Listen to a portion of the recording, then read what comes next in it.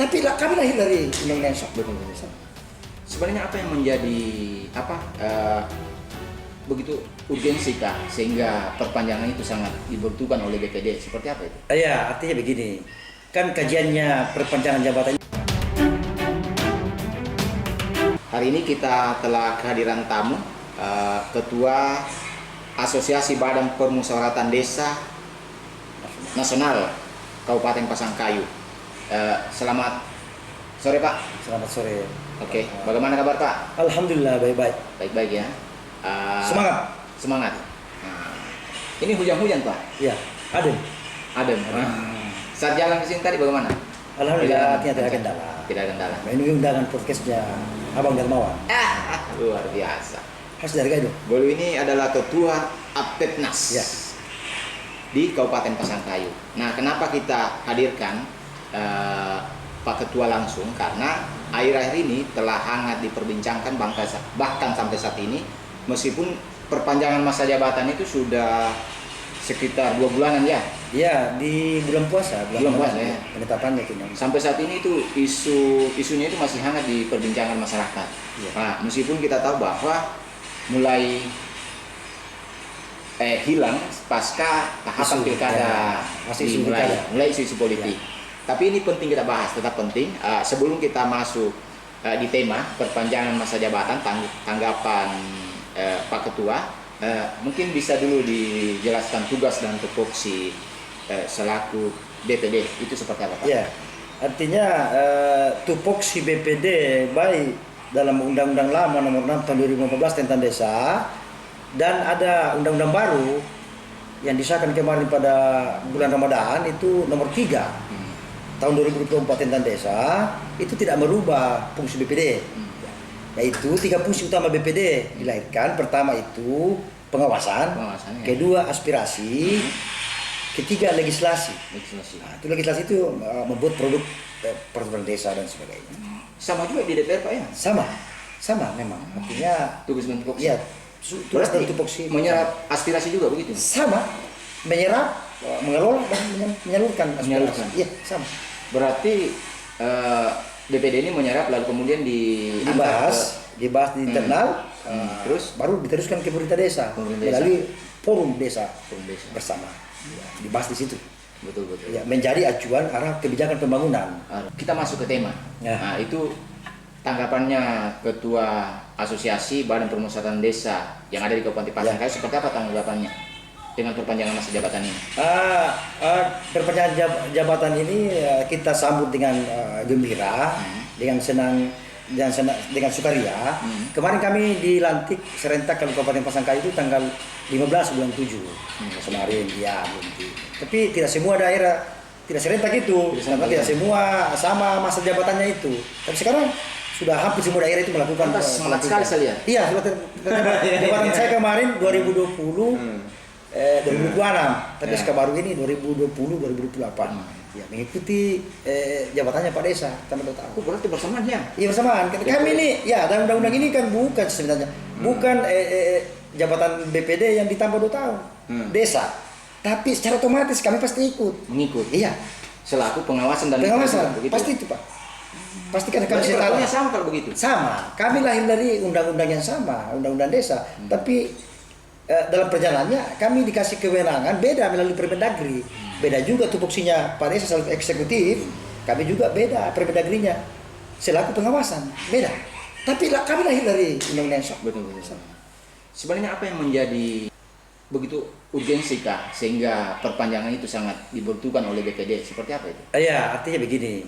Kan kajiannya perpanjangan jabatan ini kan tidak melalui proses yang panjang.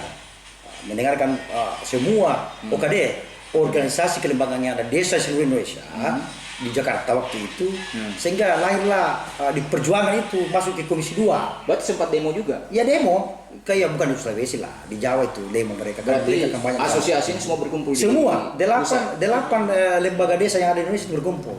Wah, 8 biasa juga ya. Tadi di Pasangkayu cuma 2 yang ada, Abdesi dan Apetnas. Dan hasilnya sekarang? Ya, sekarang diperpanjang. Ini Bisa salah satu tuntutannya itu perpanjangan? Iya, perpanjangan. Kedua, tuntutannya itu peningkatan kesejahteraan kepada desa dan BPD. BPD. Nah, maka dalam pasal pasal di Undang-Undang Nomor 3 itu ada secara garis besar mengatakan menegaskan bahwa kepala desa dan BPD berhak mendapatkan siltap BPJS Kesehatan dan BPJS Ketenagakerjaan. Jelas sekali orangnya. Tinggal kita tunggu PP-nya, Bos. Peraturan pemerintah tentang pelaksanaan undang-undang itu. Luar biasa. Ya, baru ditindaklanjuti oleh peraturan bupati. Insyaallah. Peraturan bupati. Janjikan BPD. Ya. Berarti pasca perpanjangan ini mungkin sempat syukuran berarti kemarin ya? Iya, syukurlah banyak yang syukuran. Karena ada yang menjanjikan memang ini kan siltap. Yang tadinya selama ini tunjangan tidak jelas. Kadang-kadang rendah, kadang tinggi. Kalau sudah siltap berarti gaji. Menurut informasi yang saya dengar bahwa gaji itu nanti BPD berdasarkan UMR kabupaten yang saya dengar perjuangannya seperti itu. Nanti kita lihat lah. Tapi di sisi lain mungkin Anda senang ya selaku BPD yang mungkin dengan perpanjangan ini otomatis waktu kerja juga bertambah. Tapi di sisi lain juga mendapat protes sebenarnya.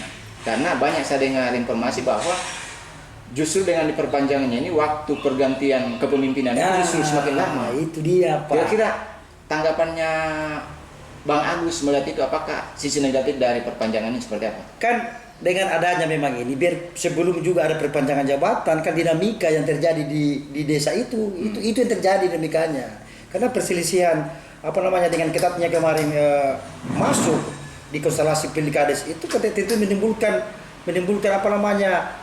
sedikit gap yang ada di masyarakat antara tim-tim dan para calon. Adalah banyak desa sekarang itu masyarakat yang belum koneksi, belum harmoni dengan warganya. Betul. Karena dengan masih adanya hawa-hawa itu tadi, hawa-hawa kekalahan dan sebagainya. Ini kan disinggung tadi persoalan gaji. Memang gajinya BPD itu seperti apa itu? Merata ke seluruh Indonesia atau beda-beda atau otonomi daerah? Itu masalahnya. Karena dalam undang-undang yang lama itu Undang-Undang Nomor 6 tahun 2015 tentang desa mengatakan bahwa besaran tunjangan BPD itu ditentukan oleh bupati strep wali kota berdasarkan kemampuan APBD-nya masing-masing. Pasti beda-beda lah. Berarti berbeda ya? Berbeda. Kalau Pasangkayu berapa? Oh, kalau kami tertinggi, Bos. Sulawesi Barat paling top Pasangkayu. Luar biasa. 1,4 juta. Yang sekarang tertinggi ini kenapa? Apakah ini bagian dari perjuangan dari asosiasi sendiri atau memang bupatinya yang mengangkat atau seperti apa ini? Kayak gayung bersambut ini, Pak. Keinginan kami direstui Pak Bupati ditindaklanjuti oleh PND.